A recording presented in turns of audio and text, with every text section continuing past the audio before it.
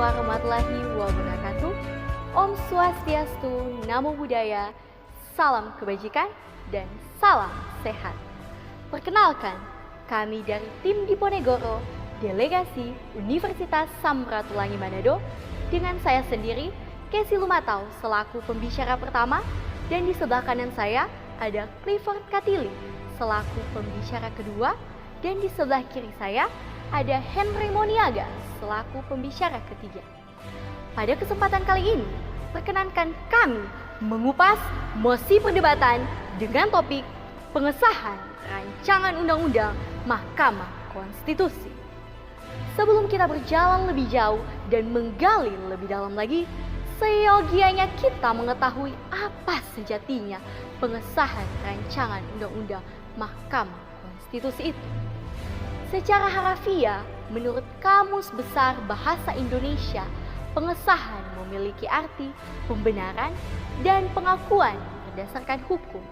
Sedangkan rancangan adalah segala sesuatu yang telah didesain, diprogram, dan disusun. Sedangkan undang-undang adalah ketentuan dan peraturan negara yang dibuat oleh pemerintah, dalam hal ini menteri sebagai badan eksekutif, dan disahkan oleh parlemen, dalam hal ini Dewan Perwakilan Rakyat sebagai badan legislatif, dan ditandatangani oleh presiden selaku kepala negara dan kepala pemerintahan, serta memiliki kekuatan hukum yang mengikat.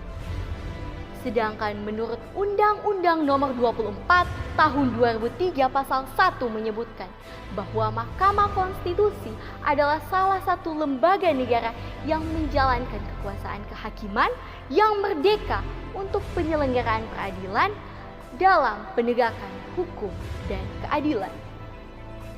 Dari definisi-definisi tersebut, maka dapat kita tarik konklusi bahwa pengesahan rancangan undang-undang Mahkamah Konstitusi adalah pengakuan berdasarkan hukum terhadap ketentuan dan peraturan di suatu negara yang diperuntukkan untuk lembaga negara yang menjalankan kekuasaan kehakiman yang sejatinya untuk penyelenggaraan hukum dan keadilan. Dewan juri yang arif dan bijaksana, dari mosi perdebatan kita pada saat ini, untuk pertama kalinya, saya selaku pembicara pertama menegaskan standing position menolak pengesahan rancangan undang-undang Mahkamah Konstitusi dengan 4 gagasan pokok. Yang pertama, rancangan undang-undang Mahkamah Konstitusi syarat akan kepentingan. Yang kedua, rancangan undang-undang Mahkamah Konstitusi menciderai sistem demokrasi yang ada di Indonesia. Sedangkan yang ketiga, rancangan undang-undang Mahkamah Konstitusi memiliki sanksi-sanksi yang tidak jelas. Dan yang keempat dan yang terakhir, yaitu rancangan undang-undang Mahkamah Konstitusi tidak sesuai atau bertolak belakang dengan konstitusi yang ada di Indonesia. Dan untuk mengelaborasikan apa yang sudah saya sampaikan tadi, dipersilahkan kepada Clifford Katili selaku pembicara kedua. Interpretatio C1 Paris. Jika teks atau redaksi undang-undang telah terang benderang dan jelas, maka tidak diperkenankan lagi untuk menafsirkannya, karena penafsiran terhadap kata-kata yang jelas sekali berarti penghancuran. Dewan juri yang terhormat, saya sebagai pembicara kedua akan melanjutkan argumentasi-argumentasi kami terkait dengan mosi perdebatan kita pada saat ini, yaitu tentang pengesahan rancangan undang-undang Mahkamah Konstitusi. Dan Dewan juri yang terhormat, saya sebagai pembicara kedua masih dengan standing position kami bahwa kami menolak dengan mosi perdebatan kita pada saat ini. Dewan juri yang terhormat, rancangan undang-undang Mahkamah Konstitusi ini syarat akan kepentingan di dalamnya. Berdasarkan pasal 87 huruf C dikatakan bahwa apabila hakim konstitusi pada saat ini masa jabatannya telah berakhir pada usia 60 tahun, maka meneruskan jabatannya hingga usia 70 tahun. Dari sini bisa kita lihat bahwa rancangan undang-undang Mahkamah Konstitusi syarat akan kepentingan. Hal ini mengakibatkan Hakim Konstitusi terlibat dalam konflik kepentingan dengan pembentuk undang-undang, yakni Dewan Perwakilan Rakyat. Hal ini berimplikasi pada potensi penyalahgunaan kekuasaan dan tindakan tidak profesional karena posisi aman para hakim yang lepas dari evaluasi tiap akhir periode masa jabatannya. Dewan Juri yang terhormat, dalam undang-undang sebelumnya, yaitu Undang-Undang Nomor 8 Tahun 2011, Pasal 27 Ayat 2 mengatakan tentang anggota Majelis Kehormatan Mahkamah Konstitusi untuk penegakan kode etik Hakim Konstitusi yang terdiri dari 1 orang Hakim Konstitusi, 1 orang Komisi Yudisial, 1 orang dari unsur DPR, 1 orang dari unsur pemerintah yang menyelenggarakan pemerintahan di bidang hukum, dan 1 orang Hakim Agung yang kemudian dalam rancangan Undang-Undang Mahkamah Konstitusi terbaru ini dari unsur DPR dan Hakim Agung tidak lagi terlibat dalam penegakan kode etik Hakim Konstitusi. Dengan kata lain, tidak lagi menjadi bagian dari anggota Majelis Kehormatan Mahkamah Konstitusi. Hal ini mengakibatkan tidak ada keterlibatan suara rakyat dalam penegakan kode etik Hakim Konstitusi.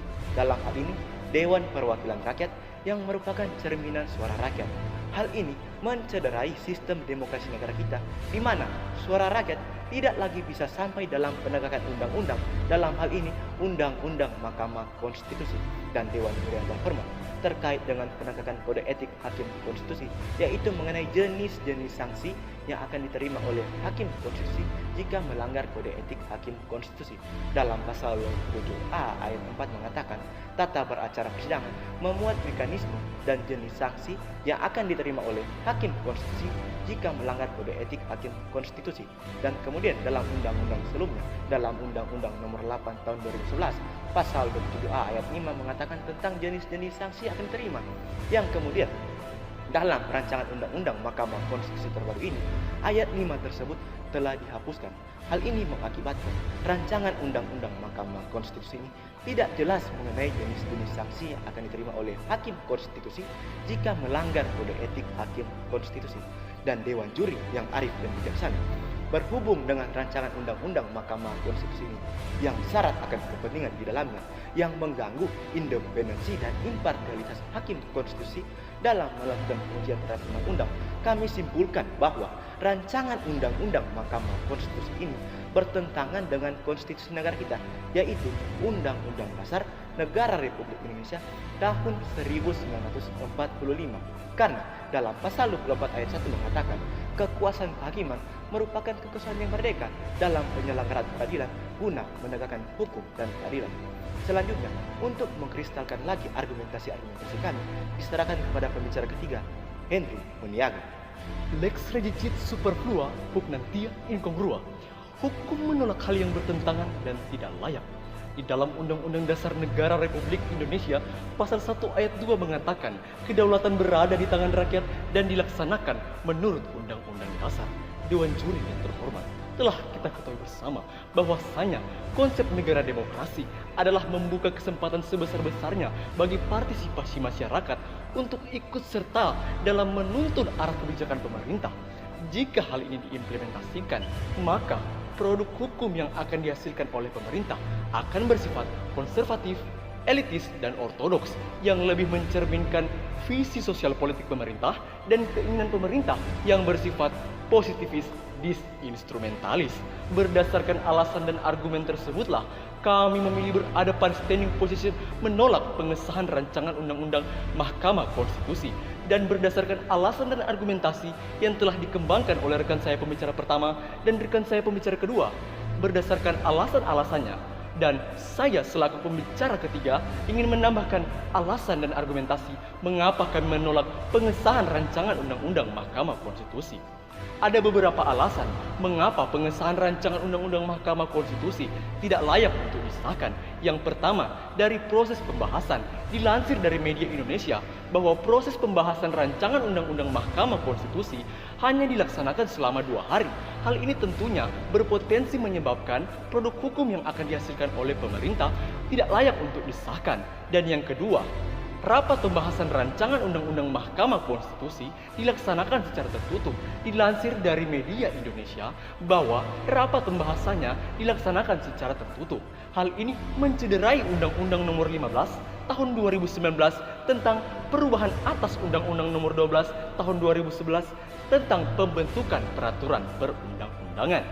Dan yang ketiga, dari isi rancangan Undang-Undang Mahkamah Konstitusi terdapat pasal-pasal yang tidak substansial. Menurut dari Indonesian Corruption Watch bahwa isi dari rancangan Undang-Undang Mahkamah Konstitusi belumlah substansial dan terdapat pasal-pasal yang belum memiliki dasar-dasar akademik yang cukup.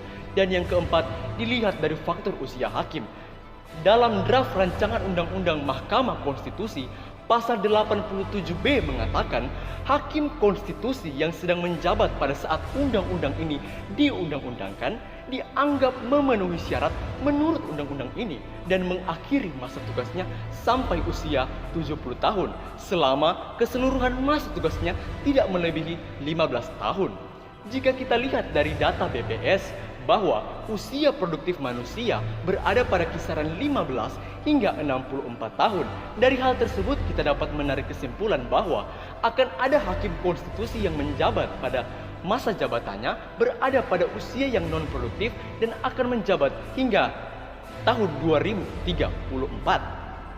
Dan jika melihat tugas dan wewenang Mahkamah Konstitusi yang amat besar, yang adalah mengadili pada tingkat pertama dan terakhir, yang putusannya bersifat final untuk menguji undang-undang terhadap undang-undang dasar, memutus sengketa kewenangan lembaga negara yang kewenangannya diberikan oleh undang-undang dasar, memutus pembubaran partai politik, dan memutus perselisihan tentang hasil pemilihan umum.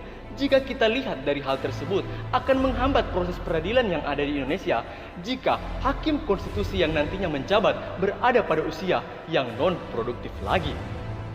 Dewan Juri yang terhormat, berdasarkan alasan-alasan tadi dan argumen yang telah saya sampaikan, sekali lagi saya tegaskan bahwa kami berada pada standing position menolak pengesahan rancangan Undang-Undang Mahkamah Konstitusi. Dan adapun solusi yang kami ajukan, jika pemerintah ingin memperkuat kekuasaan kehakiman, maka yang harus dilakukan adalah merancang Undang-Undang Mahkamah Konstitusi yang bersifat integral, substansial, dan horizontal, dan lebih mementingkan pemanfaatan terhadap masyarakat dan melibatkan masyarakat dalam pembentukannya. Dewan Juri yang terhormat, sekali lagi kami tegaskan bahwa kami berada pada standing position menolak pengesahan rancangan Undang-Undang Mahkamah Konstitusi. Ignorantia excesator, non juris sed facti. Ketidaktahuan akan fakta-fakta dapat dimaafkan. Namun, lain halnya dengan ketidaktahuan akan hukum. Sekian dan terima kasih.